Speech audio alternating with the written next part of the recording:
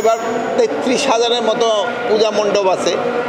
এই সবগুলি পূজা মণ্ডপের জন্যই আমাদের এই ভাইয়েরা তাদের মানে ভলান্টিয়ার রাখবে 7 জন করে, আমাদের আনসার থাকবে 8 জন করে, এবং পুলিশ থাকবে, র্যাব থাকবে এবং সেনাবাহিনী থাকবে। এর অধিকন্তু আমরা কিন্তু প্রায় ৮০,০০০ এই মহিলা এবং শিশু বিষয় মন্ত্রণালয় থেকে ভলান্টিয়ার রাখতেছি। এবার এই জন্য কোনো ধরনের কোনো অসুবিধা হবে না।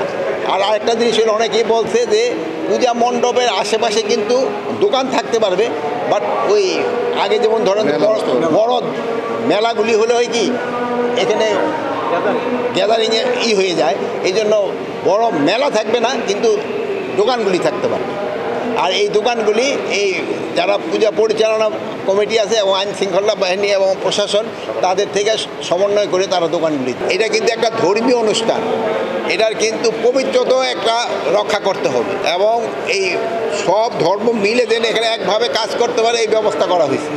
এখানে কোনো ধরনের এই নিরাপত্তার ঝুঁকি আমার থেকে তো এরা বলতে পারবে, এরা তো বললো কোনো নিরাপত্তার ঝুঁকি নাই, এবং প্রত্যেক জায়গায় কিন্তু সিসিটিভির ব্যবস্থা করা হয়েছে।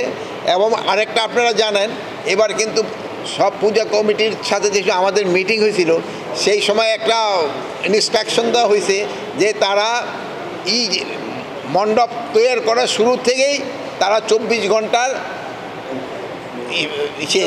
নিরাপত্তার ব্যবস্থা করবে, এবং এই জন্য তারা বিভিন্ন গার্ড, মানে আমাদের সরকারি বাহিনী না, তাদের নিজস্ব থেকে তাদের থাকবে, কি জানি বলে স্বেচ্ছাসেবক থাকবে। এই স্বেচ্ছাসেবকরা এইটা দেখাশোনা করবে।